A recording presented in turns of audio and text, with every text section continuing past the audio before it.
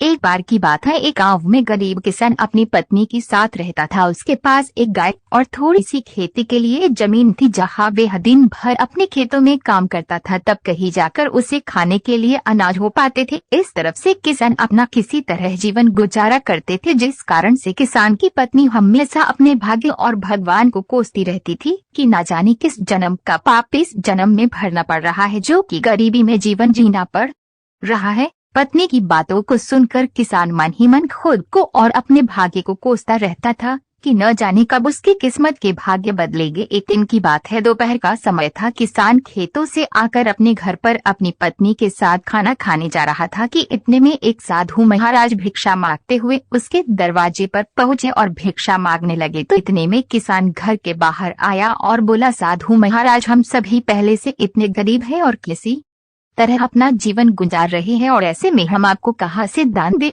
हमारा साथ तो ऊपर वाला भी छोड़ चुका है। गरीब किसान की बात सुनकर साधु महाराज उसकी स्थिति को समझ चुके थे और बोले, क्या तुम सच में अपने को गरीब मानते हो? ईश्वर पर से तुम्हारा विश्वास उठ गया है न? तो साधु की बातों को सुनकर हामी भर दी और किसान बोला, हाँ महाराज, हमारे साथ कुछ ऐसा ही है। अब आप ही चाहो तो आपके आशीर्वाद से शायद हमारी किस्मत बदल जाए। तो किसान की यह बात सुनकर साधु महाराज ने कहा, ठीक है, जैसा हम कहते हैं ठीक वैसे ही करते जाओगे। तो गरीब किसान बोला, क्या करना होगा हमें जिससे हमारे अच्छे दिन आ जाए और हमारी गरीबी दूर हो जाए? तो साधु महाराज बोले, ठीक है, आज से वे यह काम करना पड़ेगा जिससे ईश्वर तुमसे प्रसन्न हो। सबसे पहले अपने गाय को बेच दो और गाय के बदले मिले पैसों से अनाज खरीद कर ले आना। साधु की यह बात सुनकर किसान भौचक्का रह गया। उसके पास अपनी खेत की जमीन और एक यही गाय तो सहारा है, से भी बेच देगा तो फिर करेगा क्या?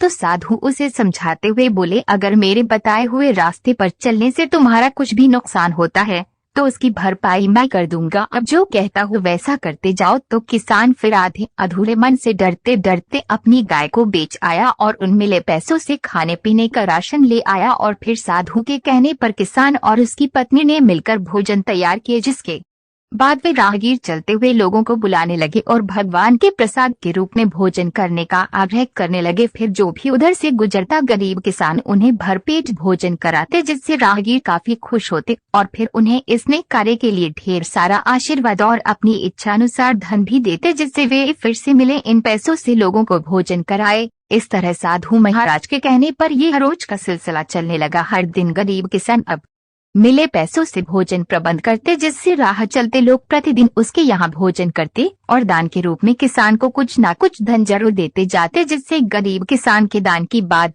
धीरे धीरे दूर दूर तक फैलने लगी थी। फिर धीरे बड़े बड़े नगरों के सेठ, साहूकार, व्यापारी, राज दरबारी, जो कोई भी उस गांव से गुजरता उस किसान के यहाँ ही भोजन करता और बदले में किसान को इस महान कार्य के लिए ढेर सारा धन भी देते जाते थे, जिससे धीरे धीरे गरीब किसान मिले पैसों से अमीर होने लगा और अब एक गाय के बदले कई ढेर सारे गाय खरीद लाई और अपने भोजन कार्य को भी बढ़ाने लगा। अब किसान मन ही मन खुश होने लगा था। उसे अपनी बदलते किस्मत पर भी भरोसा होने लगा था, जिसे देखकर साधु महाराज किसान का हाल पूछते हुए बोले, अब बताओ, तुम भी वही गरीब किसान हो, यहाँ भी दिन रात मेहनत करते हो और ईश्वर के बताए गए पुण्य के मार्ग पर चलते हुए लोगों को भोजन कराते हो, जिससे अब ईश्वर भी तुमसे प्रसन्न है। पहले जहाँ खुद के लिए मेहनत करते थे, खुद के लिए ही सोचते थे, लेकिन अब दूसरों की भलाई के बारे में सोचने लगे हो, तो ईश्वर भी अब तुम्हारे इस नेक कार्य में तुम्हारा साथ देते हैं। यानी हम सभी ईश्वर को कोसते तो जरूर है, लेकिन ईश्वर के बताए मार्ग पर